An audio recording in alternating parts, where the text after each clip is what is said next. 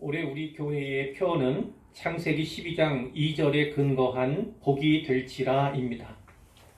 여호와 하나님께서 아브라함에게 주신 이 말씀 지난 주간에 나누었는데요. 명령이라고 말씀을 드렸습니다. 따라서 아브라함의 영적인 후예인 우리는 그 명령을 따라 복이 되어야 합니다. 하나님께서 우리를 복 삼아 주시겠다 하는 의지는 분명하지요. 그러나 우리가 복이 되기 위해서는 먼저 하나님이 주시는 복을 받고 경험하며 그것을 누려야 합니다. 그래야 그 복이 얼마나 귀하고 값진 것인가, 소중한 것인가를 잘 알게 되고 하나님의 복의 통로로서 기능을 잘하고 복을 흘려보내는데 더욱 힘쓰게 될 것이기 때문입니다. 이런 이야기를 들어보신 바가 있을 것입니다.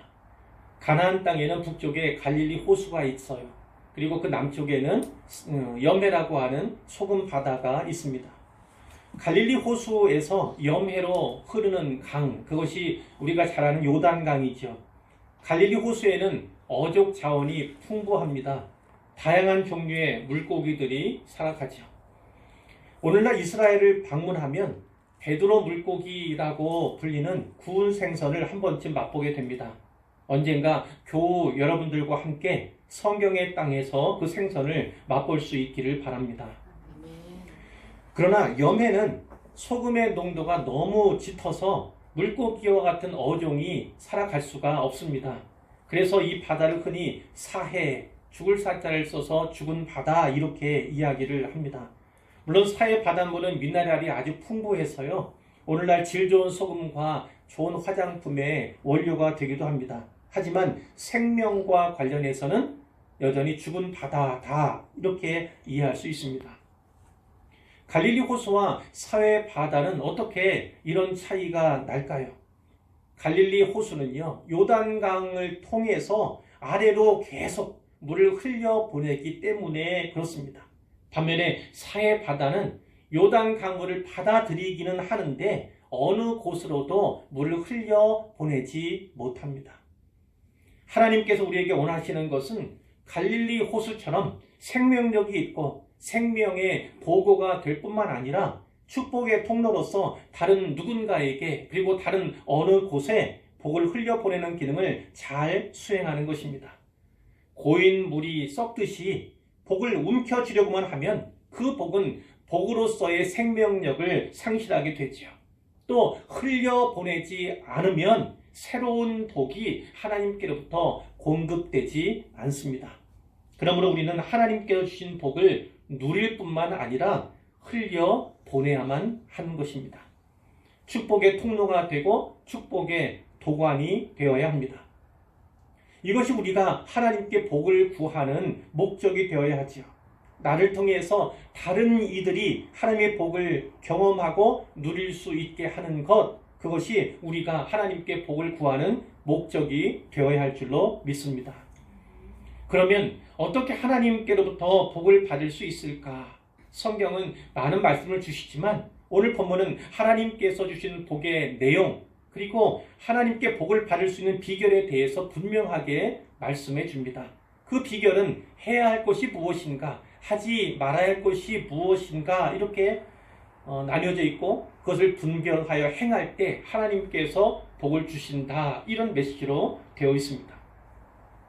먼저 하나님께서 주시는 복의 내용에 대해서 하나님이 어떠한 복을 주시는가에 대해서 살펴보도록 하겠는데요. 3절부터 6절까지의 말씀에 6가지 복이 나옵니다. 6가지 복. 특별히 이 복은요, 개인과 가정이 받는 복이에요.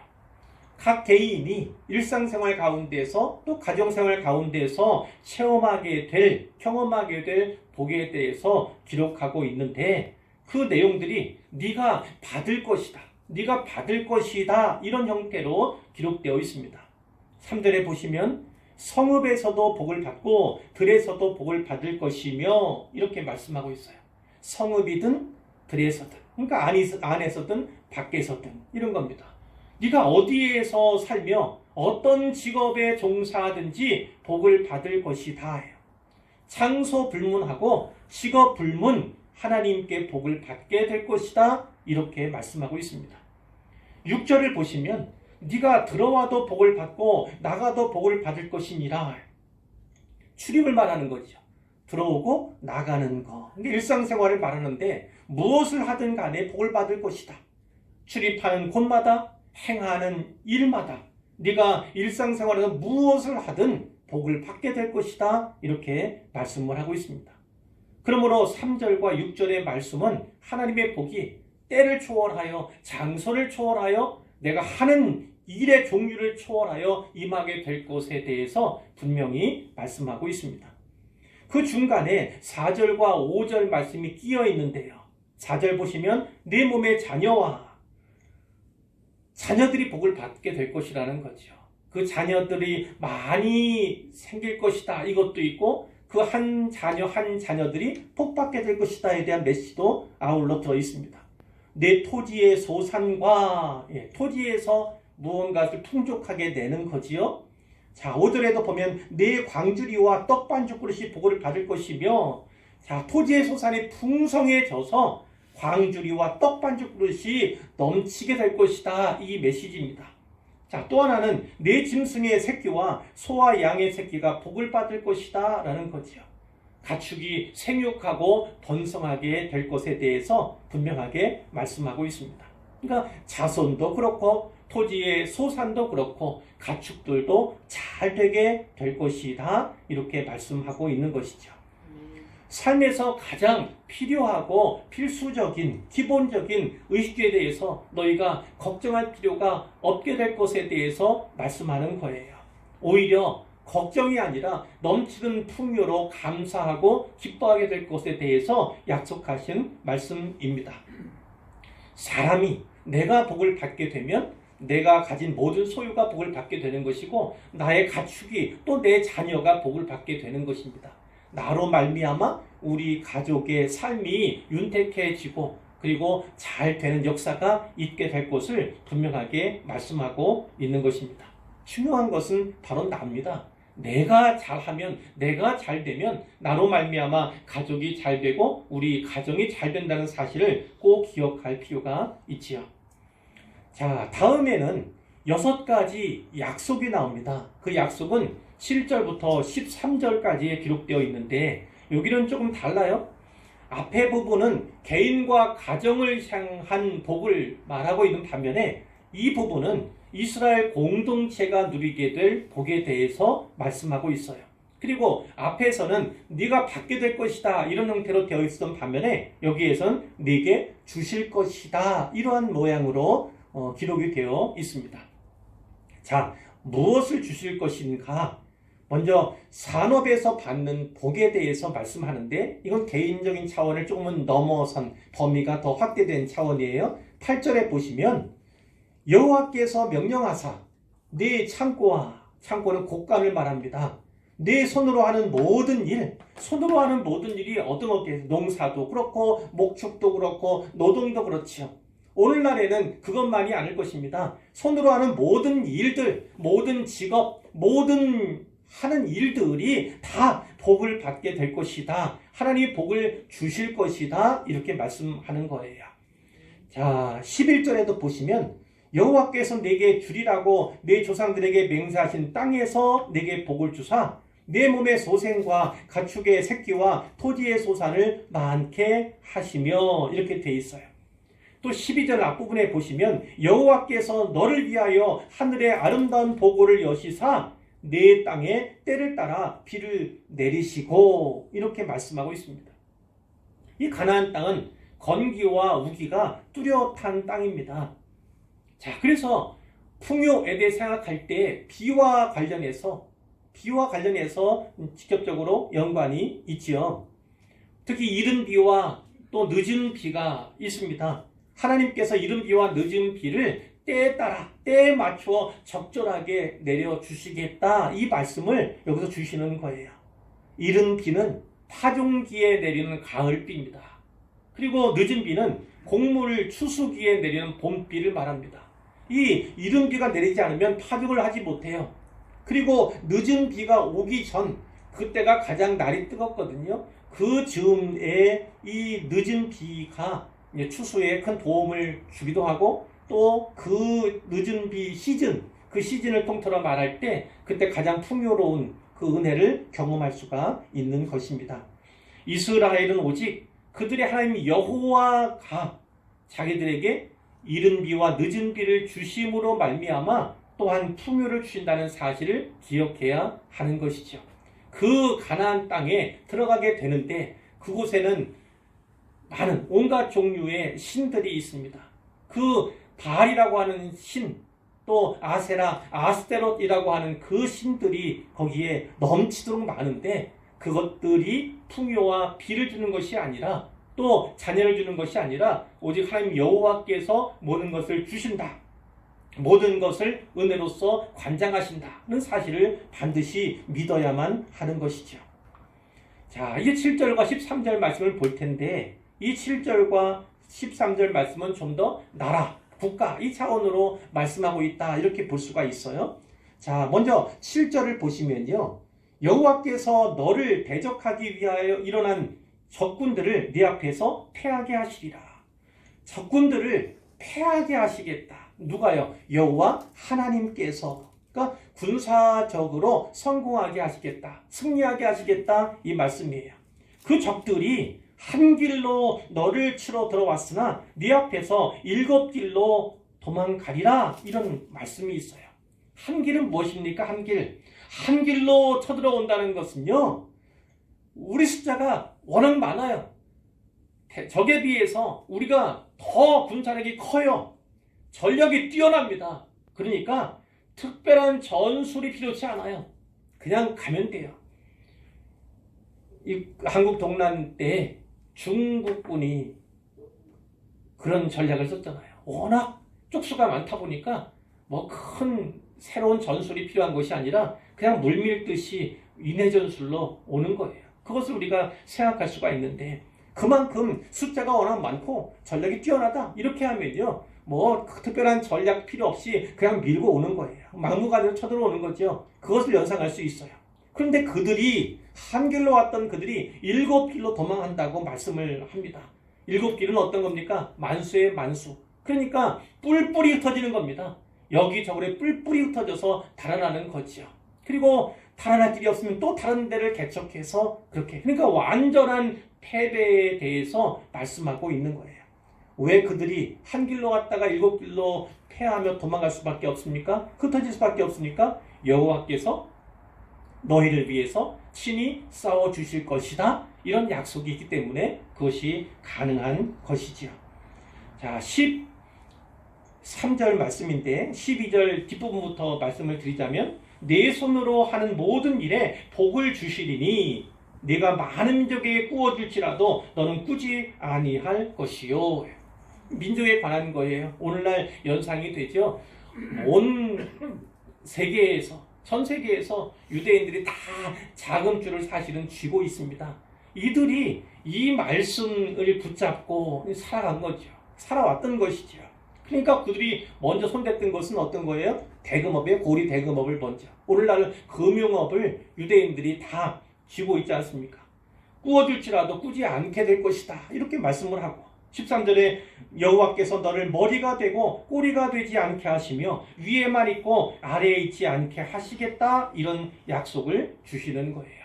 머리가 되고 꼬리가 되지 않게 하시겠다. 그리고 위에 있고 아래에 있지 않게 하시겠다. 하나님께서 높여주시고 그리고 머리가 되게 하시겠다는 그 말씀으로 우리가 이해할 수 있는데 그것이 군사적인 면도 있지만 경제적으로 성공케 하시겠다고 하는 하나님의 그 은혜가 그 뜻이 여기에 밝히 드러나고 있습니다.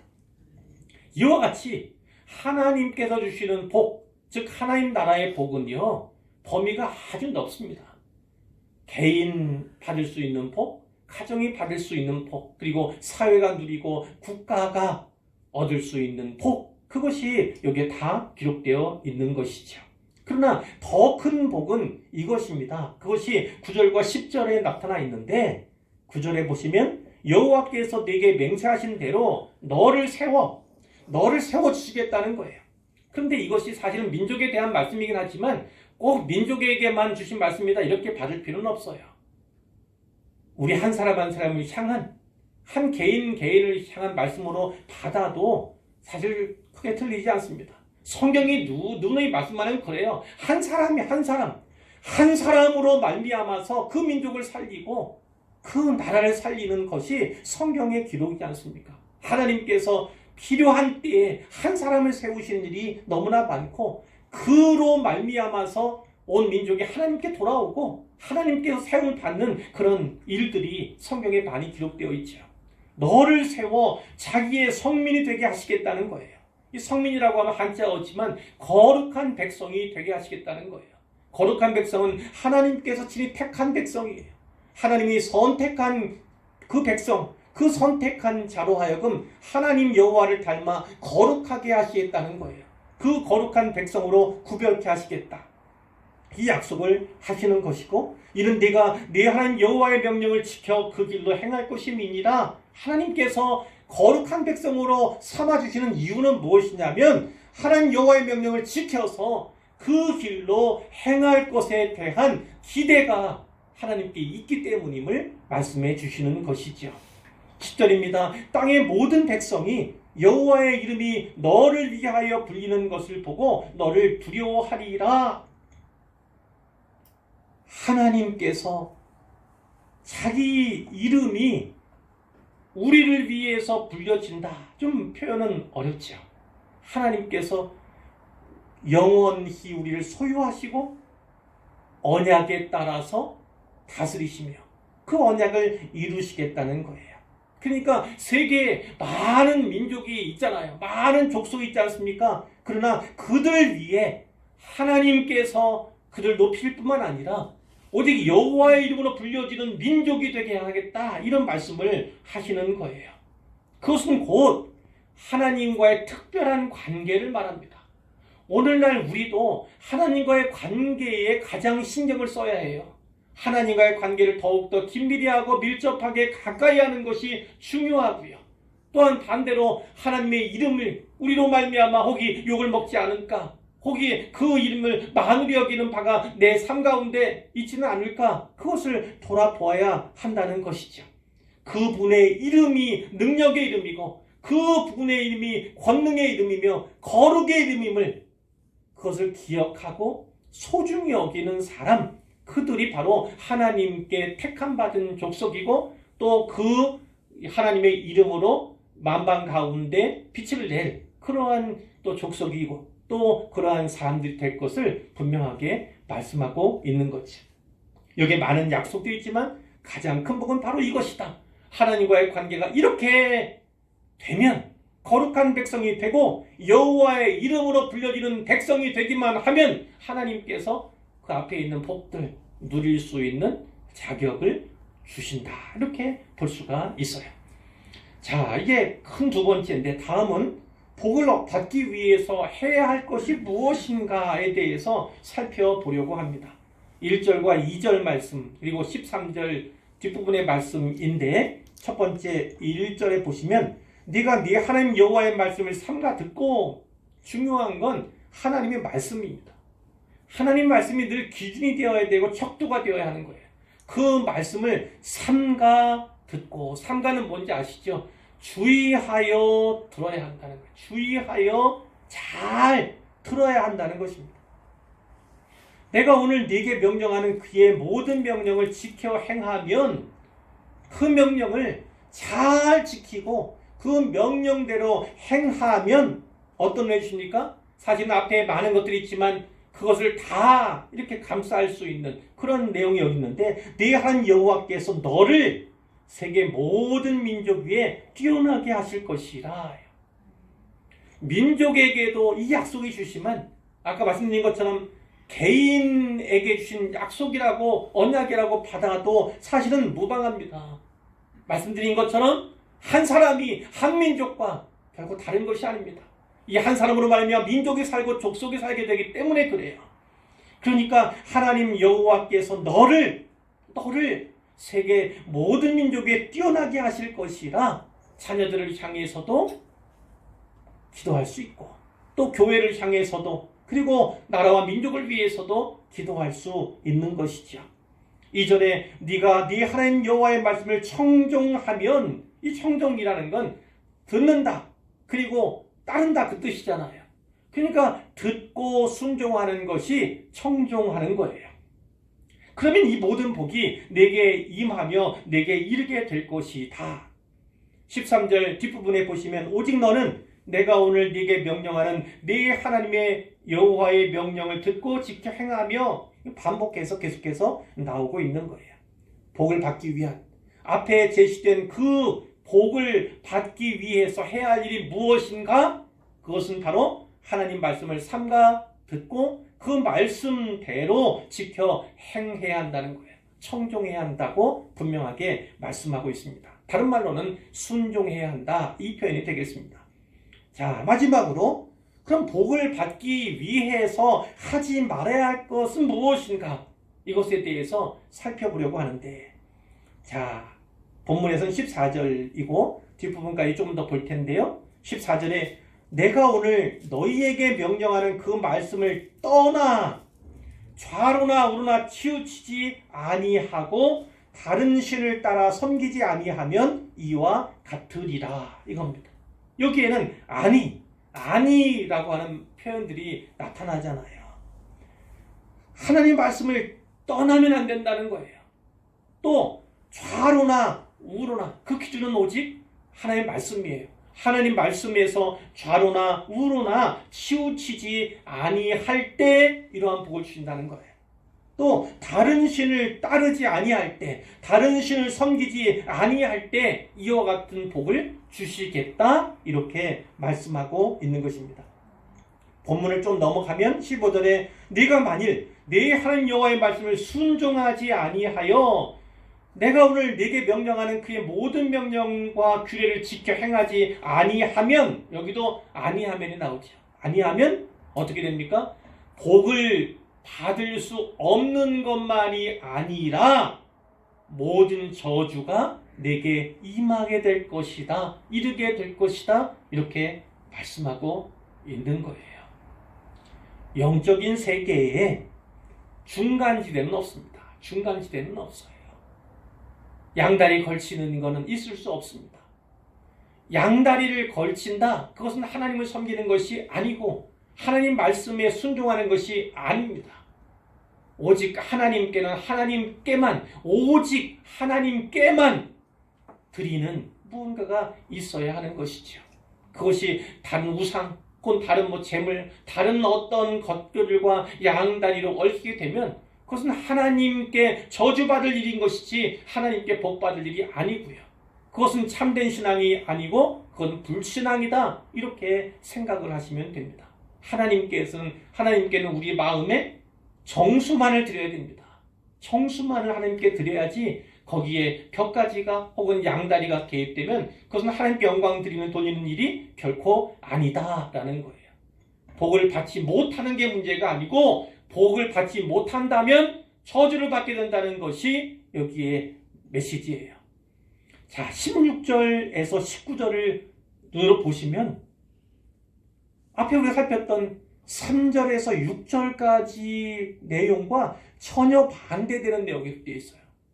처음에는 3절에서 6절까지는 6가지 복에 대해서 말씀하셨는데 여기서는 6가지의 저주에 대해서 말씀해요. 16절 말씀은 앞에 3절과 반대잖아요. 성읍에서 저주, 들에서도 저주. 17절 말씀은 5절 말씀과 반대잖아요. 네 광주리와 떡반죽 그릇이 저주를 받게 될 거다.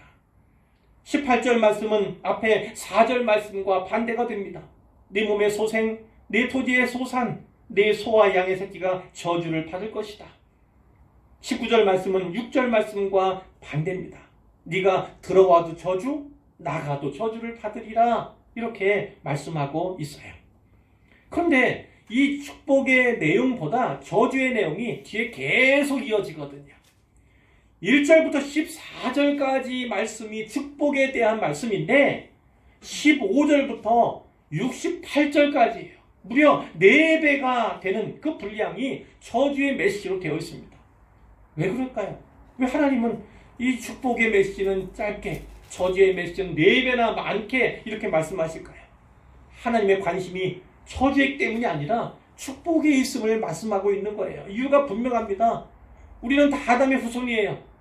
원죄 아래 태어난 사람들이에요. 그래서 본성적으로 다 하나님을 떠날 수밖에 없고 불순종이 오히려 쉬운 자들이 우리입니다. 진짜 깨어있지 아니하면 우리는 저절로 절로 불순종할 수밖에 없는 인생이기 때문에 그래요. 우리가 악한 본성을 갖고 태어나기 때문에 우리는 죄와 너무나 가깝습니다. 예수 믿지 않으면, 진짜 복음으로 돌아가지 않으면 불순종에서 떠날 수가 없는 자들이, 은혜가 아니면 진짜 구원받을 수 없는 자들이 우리임을 하나님이 너무나 잘 아시기 때문이에요. 그래서 더 많은 분량 그리고 강력한 저주의 말씀들을 선포해 주심으로 말미암아 불순종해서 그 길로 가지 말아라는 거예요. 그 길로 들어가지 말아라 라고 분명하게 경고하기 위해서 더 많은 분량을, 그리고 뒤에 보시면 더 강력한 말씀을 주시는 것을 우리가 이해해야 하는 것이죠. 결국 하나님께서 우리를 향해서 더욱더 사랑의 마음, 애정의 마음이 깊으시기 때문에 오히려 저주의 말씀을 훨씬 더 많이 우리에게 주시는 것이다, 이렇게 이해할 수가 있습니다. 자, 그러면서 하나님이 이렇게 말씀하세요. 어려우냐? 질문하시는 거죠. 어려우냐? 이 하나님 주신 말씀, 특별히 구약의 배경에서는 율법이라고 하셨는데, 이 율법을 너희가 지키고 행하는 것이, 순종하고 준행하는 것이 어려우냐? 이렇게 물으시는 거예요. 그 본문이 어디냐면 신명기 30장 11절에 있습니다. 신명기 30장 11절에 보면 내가 오늘 네게 명령한 이 명령은 네게 어려운 것이 아니다, 먼 것도 아니다, 이렇게 말씀해요. 하나님께서 우리가 이해하지 못해서 지키지 못할 일, 혹은 실천하기에 너무 어려운 것을 드러내놓고 그것을 지켜라, 순종하지 않으면 너희는 끝장이다, 이렇게 말씀하시는 분이 전혀 아니라는 것입니다. 누구든지 순종하고 준행할 마음만 먹으면 얼마든지 깨달을 수 있고 이해할 수 있고 삶 속에 적용할 수 있는 거, 실행할 수 있는 그 말씀을 주신다라고 말씀하는 거예요. 12절에 보면 32장 12절입니다. 하늘에 있는 것이 아니다. 하나님께 주신 말씀은 하늘에 있는 게 아니다. 하늘에 있다면 특별한 누군가만, 어떤 능력이 있는 누군가만, 어떤 달란트 받은 누군가만 가질 수 있지요. 너무나 멀어요. 그것이 아니라는 거예요. 또 13절에 바다 밖에 있는 것도 아니다, 이런 말씀을 주세요. 그것을 뭐 구하고 이렇게 해서만 받을 수 있는 것이 아니라는 거예요. 14절에 오직 그 말씀이 내게 매우 가까워서 내 입에 있으며 내 마음에 있은즉 네가 이를 행할 수 있느니라, 이렇게 말씀해요. 너무 가깝다는 거죠. 네 입에도 있고 네 마음에도 있다고 말씀해요. 자, 이 가르침은 입을 통해서 가르침을 베풀고, 또 입을 통해서 우리가 읽고, 또 입을 통해서 묵상하고, 또 다른 사람들에게 선포하는 이런 과정에서 얻게 될 수 있다는 거고요. 그렇게 누군가의 마음 가운데 새겨지고, 그래서 묵상의 소재가 되는 거, 그렇게 가까이 있다, 이렇게 말씀하고 있는 거예요. 어려운 것도 아니고 실행하기 또 힘든 것도 아니다, 분명하게 말씀하고 있고, 그 15절에 보면 보라 내가 오늘 생명과 복과 사망과 화를 내 앞에 두었나니, 이렇게 말씀합니다. 복과 화, 저주에 대해서 우리가 살폈는데 이 앞에는 뭐가 있습니까? 생명과 사망이란 단어도 있어요. 그러니까 이 복은 무엇과 관련이 있습니까? 생명과 관련이 있다는 거예요. 이 화, 이 저주는 무엇과 관련이 있습니까? 사망과 관련이 있다는 것입니다. 그러니까 여기에 기록된 오늘 말씀 가운데 선포되는 이 복은 생명과 관계된 것이고, 그리고 이 저주, 이 화는 사망과 관련된 것이다, 이렇게 분명하게 말씀합니다. 그러면서 19절 이하 이렇게 말씀해요. 내가 오늘 하늘과 땅을 불러 너희에게 증거를 삼노라. 내가 생명과 사망과 복과 저주를 네 앞에 두었은즉 너와 네 자손이 살기 위하여 생명을 택하고 내 하나님 여호와를 사랑하고 그의 말씀을 청종하며 또 그를 의지하라. 그는 네 생명이시요 내 장수이시니 여호와께서 네 조상에게 주리라 맹세하신 땅에 네가 거주하리라, 이렇게 말씀을 하고 계신 것입니다. 하나님 원하시는 건 이거예요. 너와 네 자손이 살기 위하여 생명을 택하라는 거예요. 그러니까 이것은 오직 하나님께 매달리고 하나님께만 구해야 되는 것이고 하나님을 사랑하고 청종하고 의지함에 따라서 그 생명의 길이 계속될 것이다. 결국 그 끝에는 생명이 있다. 분명히 말씀하고 있는 것입니다. 이런 약속을 우리에게 주신 거예요. 이제 결론인데요. 이 말씀은 모세가 요단강 동편, 즉 모압 평지에서 이스라엘에게 선포한 말씀이에요. 가나안 땅을 들어갈 때 요단강 동편을 통해서 요단강 건너 서편 가나안 땅으로 들어가잖아요. 그 동편 모압 평지에서 이스라엘에게 주신 말씀인데, 자, 특별히 말하자면 광야에서 태어난 세대예요. 출애굽한 사람들은 거의 다 죽었어요. 아주 소수 일부만 남은 상태이고 나머지는 다, 이 말씀을 듣는 사람들은 다 광야에서 40년 그 길 가운데서 태어난 세대입니다. 그들에게 얘기하는 거예요. 축복과 저주, 생명과 사망의 길을 모세가 제시하는 거죠. 앞에 창출, 내민, 이 네 개의 모세오경 가운데 네 권의 책에 선포되었던 말씀을 이 신명기에서 다시금 정리하고 요약하고 몇 차례의 설교를 통해서 또 선포하는 그런 과정이 바로 여기에 있는 것인데요. 모세가 광야의 세대를 향해서 너희가 축복을 원하느냐, 생명의 길을 원하느냐, 그러면 그에 맞게 복받는 비결을 제시할 테니 그대로 행하라. 행하지 말아야 할 것은 죽어도 행하지 마라. 이렇게 말씀을 하는 거예요. 그렇지 아니하면 너희는 저주받게 될 것이고 너희는 사망의 길에서 면할 수 없다. 이렇게 말씀하는 것이지요. 앞에 계속되어 왔던 언약을 다시금 이 모압 땅에서 갱신하고 있다. 이렇게 볼 수가 있는데요. 축복과 저주, 생명과 사망을 나누는 기준은 오직 말씀입니다. 이것을 꼭 기억하셔야 해요. 말씀을 어떻게 대하는가, 말씀에 어떻게 반응하는가, 그 태도가 축복과 저주를